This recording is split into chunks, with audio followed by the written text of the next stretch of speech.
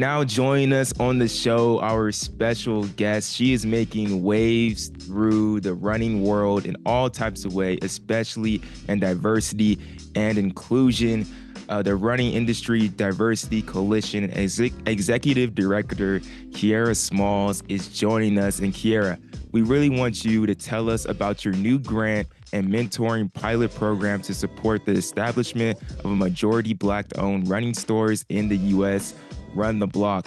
RIDC will be giving a selected team, the selected team $200,000 to launch their new retail store alongside dedicated mentorship. I feel like this is really cool, Kiera, because you're doing something where it's at least 51% Black ownership, and the ultimate goal is to have a direct financial support and mentorship toward business to a predominantly owned and managed by Black individuals. This is such an amazing program, Kiera, and it's perfect, I feel like, for our podcast as two Black runners to bring you on and really talk about this. But your effort, Run the Block, and do this, like, before we get into everything else, I want to really talk about this amazing initiative because I think this is one of a kind in the running world and has never been done before. So, introduction, for you to be on the podcast. And what is Running the Block and what is it all about? Yeah, thank you so much for having me. I love that introduction and I love the excitement about Run the Block. So I'm excited to talk to y'all today about the RIDC and especially Run the Block. So I'll tell you really quickly, we have a strategic plan, a 5-year strategic plan at the RIDC. And one of those major goals among 6 or 7 that we have is to increase the pipeline of BIPOC employees, leaders, and owners in the running industry. And so we spent all last year thinking, what does it mean to increase ownership in the running industry? And we set our eyes on the retail space. We can count offhand how many Black-owned retail running specialty stores there are in the US, and we feel very ambitious that we can help change that. And so Run the Block started with this idea with Brooks. They initially gave us the $200,000 to put in the hands of the winning team. And we said 200K is great. It's nothing to sneeze at. And we were really excited about that. And we wanted to make sure that we offered that additional support, that dedicated mentorship, because like you said, Joshua, we haven't seen anything like this type of program. And I used to work in the tech startup space where I was always a part of programs that allowed you to pitch your business and get access to funding and resources. But to see this done in the running industry, I'm not familiar with something at this scale. And so we have an opportunity to help normalize like the entrepreneurship opportunities and the different pathways that folks can take to build a business in the running industry and to get a piece of the ownership pie of the business side of running. And so this dedicated mentorship piece is equally as important, if not more important, to the $200,000, because we want to make sure that you apply and know that you don't have to have everything figured out. You don't have to have this picture perfect pitch, but are you excited? Are you interested? Are you committed? What do you have? Where are you starting from? And then we'll be prepared to take the finalists to their next level. So if they need support with lease negotiating, finding out different neighborhoods and opportunities to open this space, marketing and outreach, find out what their customers want and need, vendor relationship opportunities, all of those things, we are ready to roll up our sleeves and help the finalists have ready in order to open up a store by spring, summer 2025. Shout out to Brooks to being the first brand to go in on this and to put forward that money. Definitely shout out to y'all for, basically tearing down some barriers of entry for people of color to step into this space, because it can be so hard when you have this passion and you have this drive, but there's so many little things that go into ownership that, like, it can be overwhelming. It can be overwhelming to be like, especially maybe you're someone that you've worked in retail for some years, you've been a manager, so you really understand how to run the store and to talk to these different brands and things like that. But it's like, you know, I can't get a loan, or like you can't go here or there because you don't just have, you're gonna be coming from it from such a different angle than some of your like white counterparts that have, you know, uncles and things like that. But I wanted to ask you too, like, why this one is 51%, it's black, right? Specifically for black. Why start off with black people? So the mission of the RIDC is to unite the running industry to improve the inclusion, visibility, and access for Black, Indigenous, and other people of color. Right, that's our mission. So Yeah. everything that we do and stand for centers on that mission. And so when we first looked at how we can build out Run the Block, we knew this is the first time our organization is doing this. This is new for the running industry. And so we wanted to launch it with a pilot. And keeping that in mind, we said, okay, how do we get even more focused so that we can really, really pay attention to the unique barriers that exist within different groups in BIPOC. And so when we think about, you'll see a lot of data around access to capital, access to resources for Black entrepreneurs in this country. And so we set our sights on wanting to help with that first. No, I love that. You know, I'm all about that. And one thing too, from my experience, like when I think about Charlotte Running Co. or I think about Renegade Running, those are such unique like retail spaces, and that's what's just so beautiful when you dive into diversity and like these people are given these opportunities, are and they build like such unique communities that bring. I think about Mad Miles Club. If y'all don't know, y'all need to check out Mad Miles Club in Charlotte, North Carolina.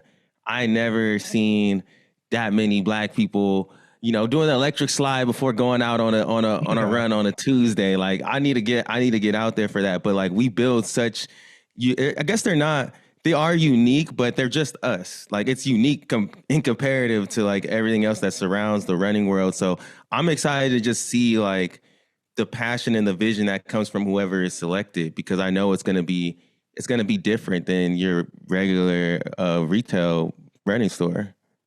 Yeah, I love that. And I think, how do we normalize the things that we're calling unique, right? Yeah. Where they seem so different because it's not what we're used to seeing in the industry, but it's familiar to us, maybe in our neighborhoods, in our homes. Like, of course, we're going to show up and support each other. And so it reminds me of the comments you just made about Mad Miles and how they have that many people showing up every single Tuesday.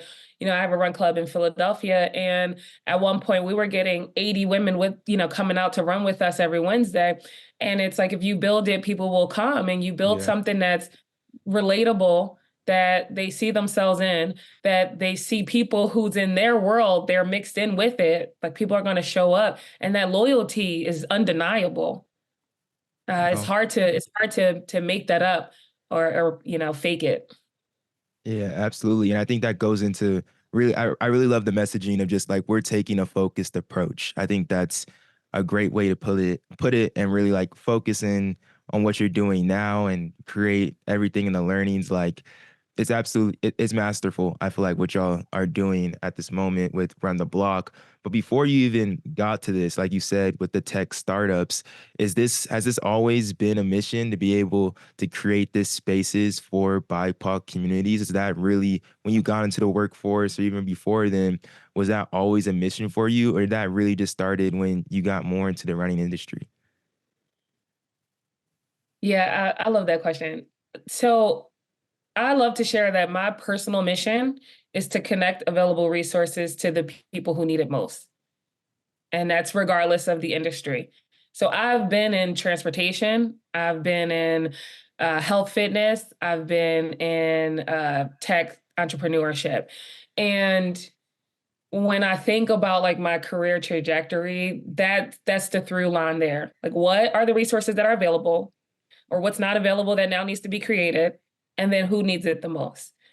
And when I think about where did that stem from? I would say from my upbringing, I had different experiences in my upbringing that made me go, how do I help make sure other youth don't experience some of the things that I experienced? And so I actually went to school for criminal justice. And we could talk about like my upbringing um, uh, in the future. But for the most part, I realized that my parents didn't have the tools needed to really help me grow in the environment that I was in. And so they made decisions that I did not think were good for me. And so I wanted to study criminal justice. I wanted to study the legal system. I wanted to understand where, how we can look at circumstances as okay, maybe it's just the child's behavior, but not necessarily that we need to put them away and or throw away the key. But like, what about their behaviors, which we know can be changed? What about their environments, and how do we assess that? And so I kind of had this. I'm going to protect either both youth but also adults against situations and circumstances that they truly shouldn't be in, but because of their either environment or lack of resources or lack of access to education and opportunities, how do I help kind of bridge those gaps? Does that make sense? Yeah. Yeah. And then I did an internship and I followed a social worker, and I said, I was like, I don't know if social work is for me. I have a very special place in my heart for social workers. But when it's at the time, it was here are these cases, and there's a certain time frame that I'm with these families and individuals. And then once that time frame is up, I have to move on. But then, like, what happens to that family? What happens to those children? What happens to maybe the resources that got started? So I was left with so many more questions and concerns. And so then I more so pivoted, and I thought to myself, okay, maybe I won't be the social worker, but can I always put myself in positions to help make sure that resources and power get to the people who need it most? No, I love that. I mean, I feel like, did you have a favorite superhero growing up?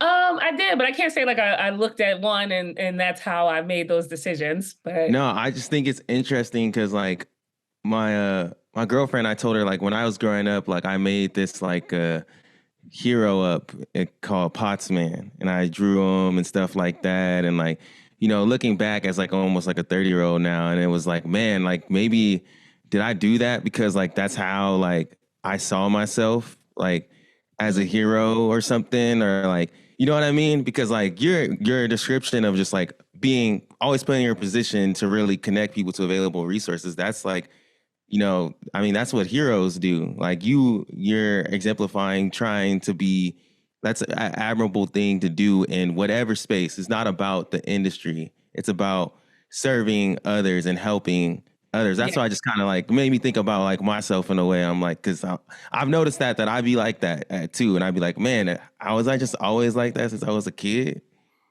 I love, you've probably heard this, like be the change you want to see, or be the type of person leader you wish you had. So I do think about that a lot. Like what did I need, or what did I wish I needed?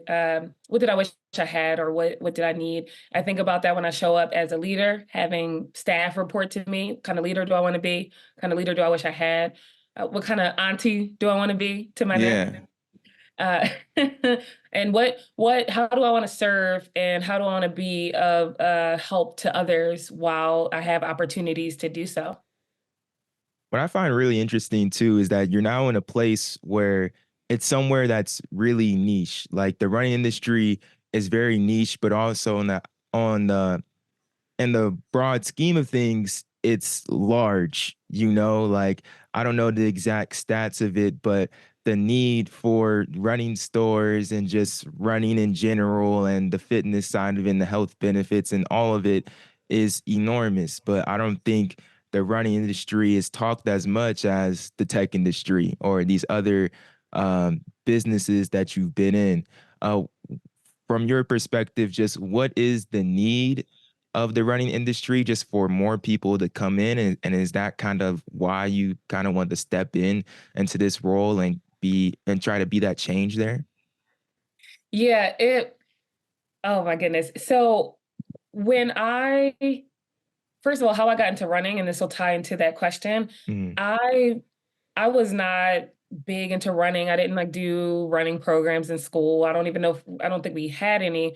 I remember, in gym class, they're like, hey, run up and down, the lanes or whatever, so we can mark you for gym. And I would go, that's ridiculous. And I was also a kid with asthma. So then I really said, that's not for me at all. And and then over time, I would see some people running. I can't say I saw people in my neighborhood running. I certainly didn't have family members that I saw running. But once I got to college, I started seeing, 5Ks for charities and things mm, like that. So I said, okay, let me do that. I can't even tell you what I ran in. I would probably be embarrassed thinking about it now, knowing a lot of the technology and intention behind the product. I think I just ran in anything. But that being said, I finished it. And, again, kid with asthma who was always in the hospital for asthma, I was like, I finished and I didn't die. This is great. So then there was this mental barrier that I know I had, but I didn't have a lot of the information and I didn't have an experience to kind of settle those fears until I did that 5K in college. And then I did a 5K walk run. And then a friend of mine was like, hey, let's do a half marathon. And I was like, from 5K to half marathon. That's a What is lot. there something in between? yeah. So then I learned about like you trainings and you can do training plans and there are things to help you along the way. So then we completed our first half marathon together. So then I was like, okay, I didn't die. And I learned how to have training and I learned what it felt like to run with someone else and to Mhm, like have some type of community support around it. Mhm. And I learned about the retail space, get your shoe, get your fit and learn like, what shoes work best for you. And then over time, I joined workouts throughout the city. And then I co-created a run club. We had already had a strength training kind of crew. And then a friend of mine said, hey, let's create a run club. And I was like, you go do that. I'm kind of done the half marathon. We've had our fun. And so she created it. And then I got so excited by it. Then that community aspect inspired me to run my first marathon. So I ran a marathon and I'll never forget, it was a torrential downpour. And, and I slipped at mile 20. Ooh. And there was this one lonely volunteer, this older Black woman, and I just hear her go, "Are you okay, baby?" And I was okay. yeah. Suddenly, I didn't care. Suddenly, I got up, I finished the race. But all of those experiences helped me see that it wasn't just about like my personal journey, but wow, there's a whole business or whole machine behind the industry. There's the retail stores, there's the people, obviously like Aaron and the work that you all do at Hoka, like there's people behind the scenes. Never, you don't think about that as a runner. Yeah. So I am excited for RIDC because being niche, because we have this incredible opportunity to increase access. And even when I think about from the culture of running, yes, we want to see people get marathon status. I mean, maybe even they want to go for ultra marathon. But when we're talking about increasing access, we want to see those 5Ks, those 10Ks, those half Mhm, marathons. Those distances are way more racially diverse. And so how do we get people to sign up for those 10 milers, sign up for those races, and then just continue on the journey? And then see how that inspires their family members, their neighborhood. And then from the business side of it, we're actually going to Charlotte, North Carolina this summer to host a career summit. So it'll be a career summit and a 5K. And it's, hey, do you all know that the running industry even exists and that yeah. there are jobs available? And how can we answer some of your questions? Because there are a lot of, I think, you might think of running as just like, oh, this fun thing to do, or I'll go get, these personal bests. You may not see that as, let's say, a real industry, right? I can see my parents when I was younger going, you want to work where? In the running industry. And so how do we help with some of those either misconceptions and help people see like, yes, if you're an accountant, there's a job in the Yeah. running industry for you. If you're a marketer, there's a job in the running industry. So we have this incredible opportunity as a niche organization to help increase access and help bring the industry to people versus waiting for them to come to us. No, That's yeah, fire. That's fire.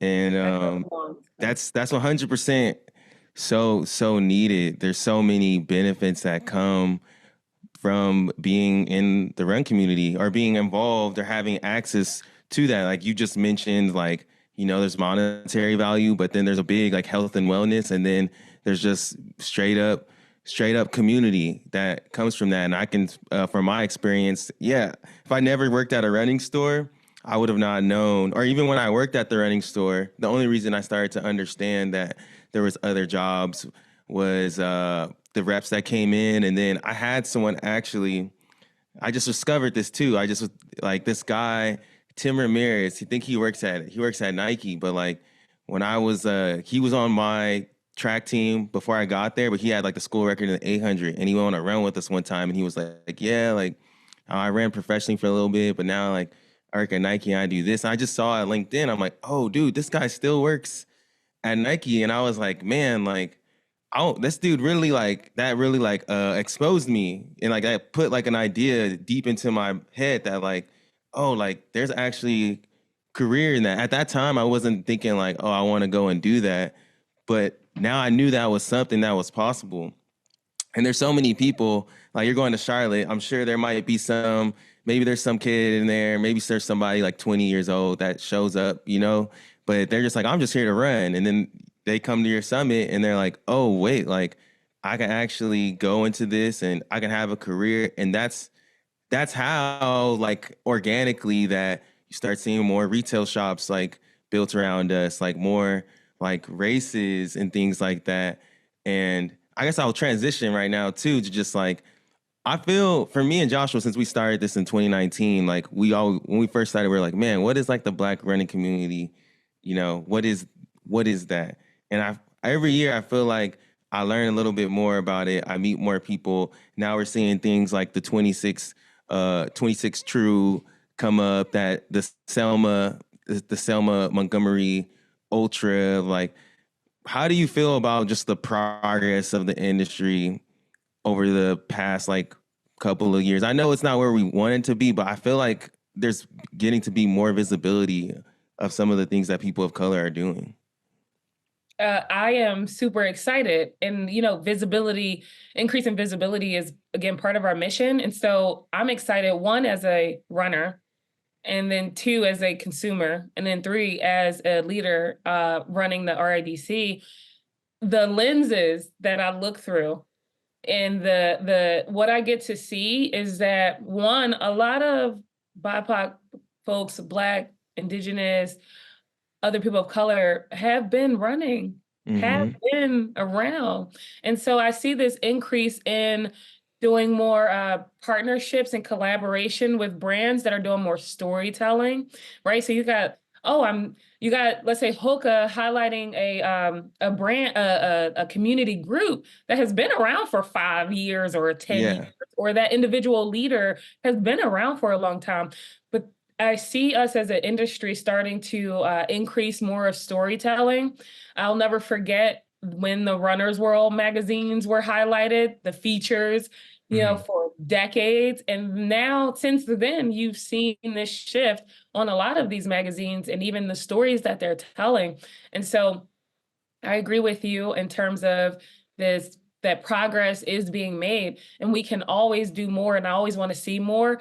I also don't want us to go, we're just not doing enough, because I'm seeing myself at the Boston Marathon or 26 True or the London. Even so many people from the US went over to London this past weekend and we're watching all of their progress.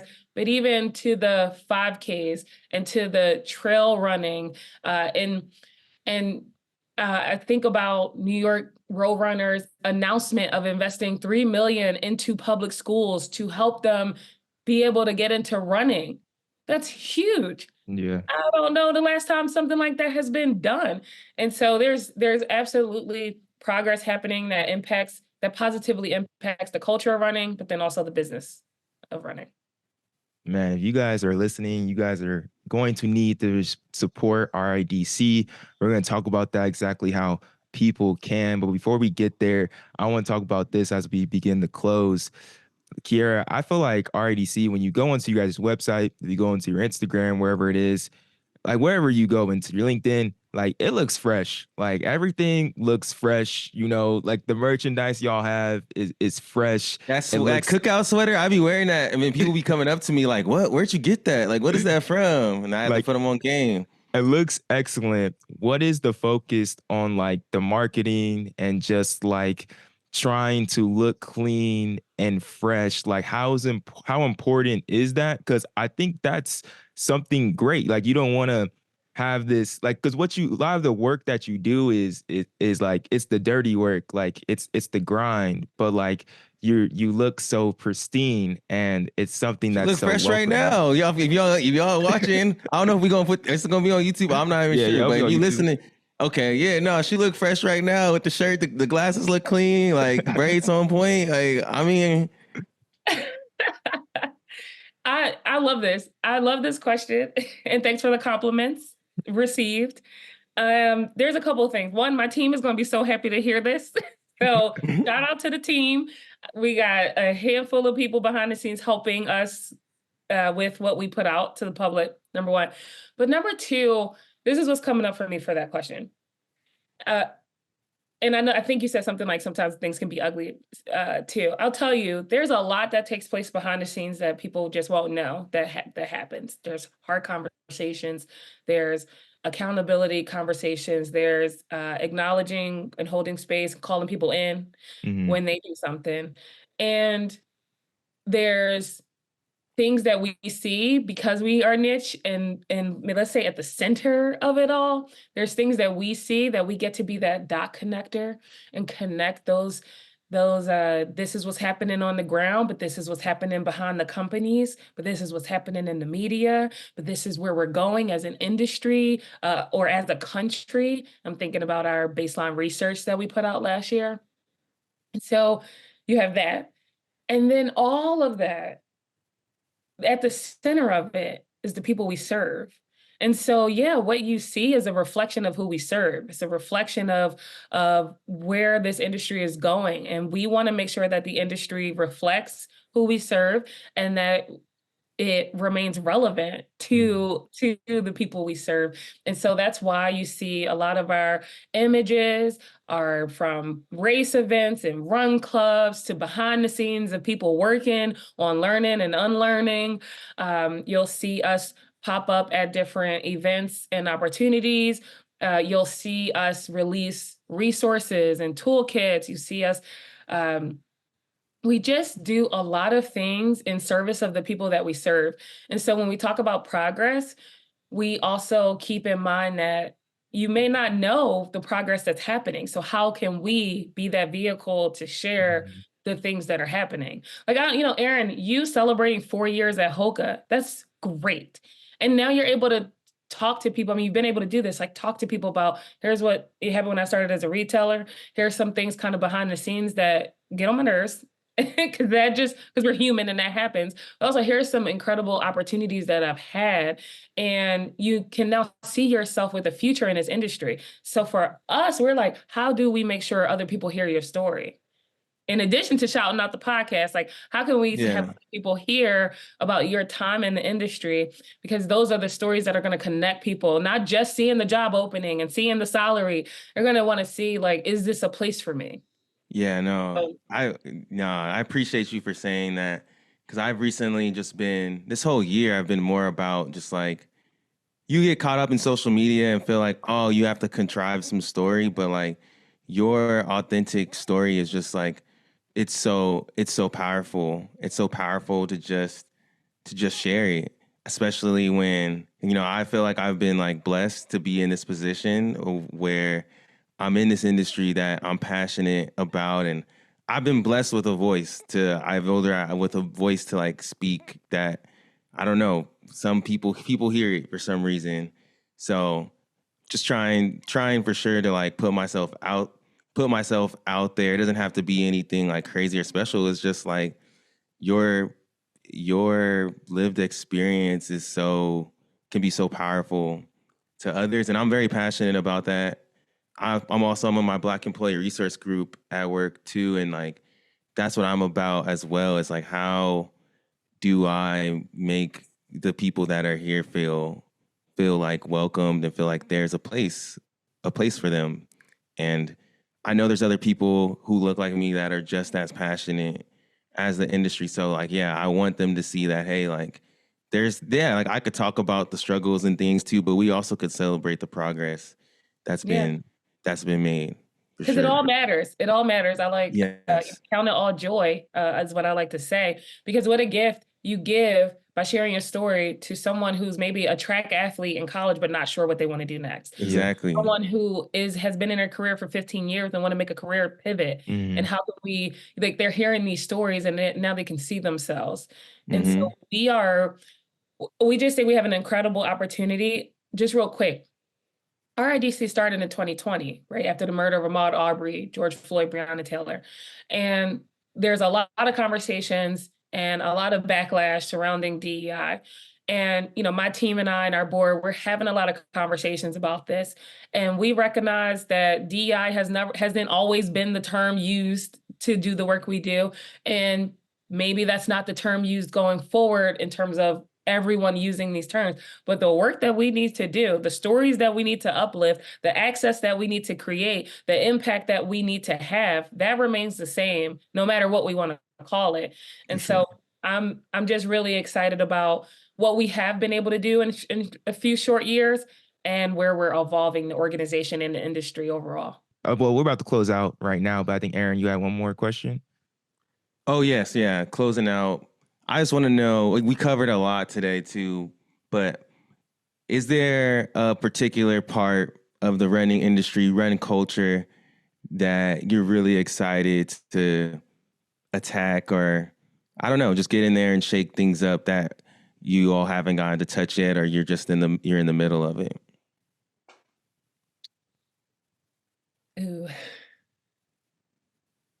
So we like to say that, RIDC is an educational nonprofit. So we like to say that our efforts serve a dual purpose. It's to educate white people on their journey of learning and unlearning, and creating exposure for them, and to celebrate, uplift, bring in, amplify Black, Indigenous, and other people of color, create solidarity and community and access to resources.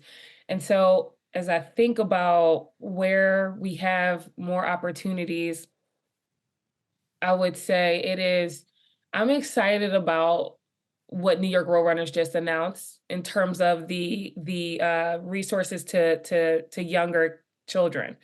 And that's going to have an incredible impact in New York City. And I'm excited for the RIDC to look ahead and see how we can really make an impact on, like, the next generation that's coming up, and how can we make our industry more accessible, inviting. And that means the culture of running, but also the business side of things. So when you think about how I started this by sharing, like, as a kid, I didn't see people running in my neighborhood. There's so many kids like that. Mm-hmm. We want to see more people running in your neighborhood. I love Sydney at Pioneers. He said that. He was like, in order to get more Black and brown kids running, they need to wake up on a Saturday morning and see people running through their neighborhoods. And so I think we have an incredible opportunity to really see how we can get more young people exposure and access. One, to help their parents and guardians see and be able to support their efforts, but then two, to give them something to look forward to. So what that looks like, remains to be seen, but we're going to keep this sport growing, keep this industry relevant. We have to look at this next generation and how we can support them as well.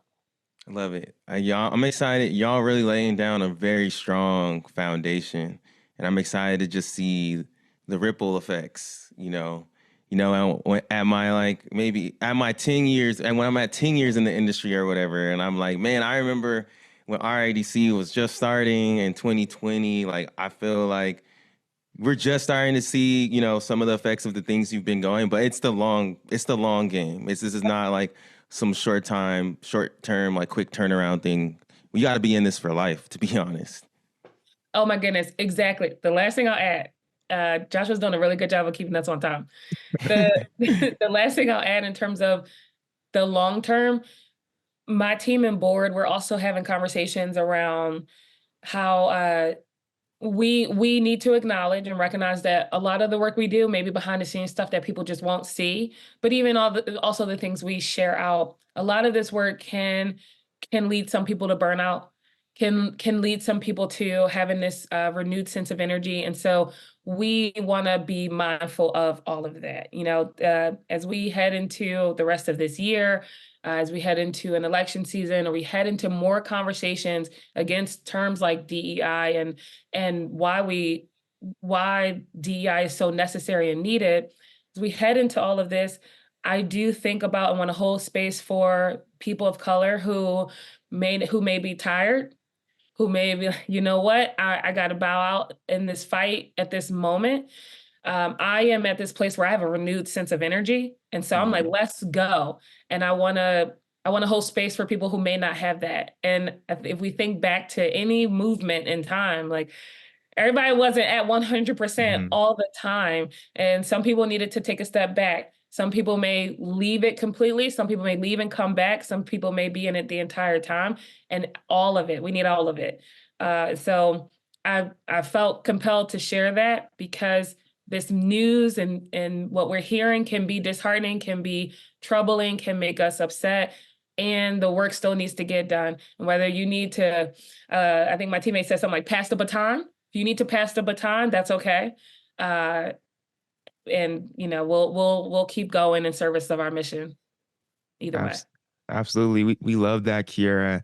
Thank you for coming on. You guys need to go out and support RIDC, what they're doing, especially this Run the Block initiative.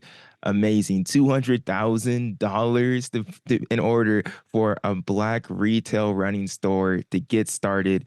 It's amazing. Absolutely, Kiera. How do people help? How do people get involved and really help RIDC to get to those next levels, make that long haul happen? Yeah, you can find everything at runningdiversity.com. So on that website, you will see ways to get involved. You'll see our events and our programs. You'll see Run the Block details, ways to apply. That deadline is mid-May. You'll see ways to get involved, whether you want to donate to our mission. And in addition to our website, I would say the other best way to stay connected is through social media.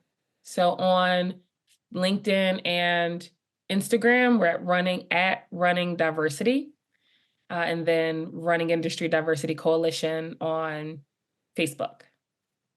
And as we said, it's a great follow too. Like the people are gonna be following it and they're gonna be reposting on the page. Like you ain't just gonna be seeing no random pictures from like a grainy iPhone 12. Like, nah, this is pristine content right here. You know what I mean? Pristine content. My team is so happy to hear this. We appreciate you, Kiera, coming on, spending some time with us. Have a great rest of your week, and we'll be following along for sure. Aaron, you got anything else before I get out of here? Nothing else, but I got a question for you when we get offline. Okay, I want to say thank you for having me. We love what y'all are doing with this podcast. Y'all, it's so fun whether y'all are going to race events or y'all are at home just having conversations with each other. Just the work that you're doing to share stories, to share messages, and to share the work that's happening. You two are appreciated. So thank you. Thank you. We appreciate you. Appreciate that. We receive that. We receive it. We receive it. Thank you. Receiving all flowers, all 2024, okay? Yeah.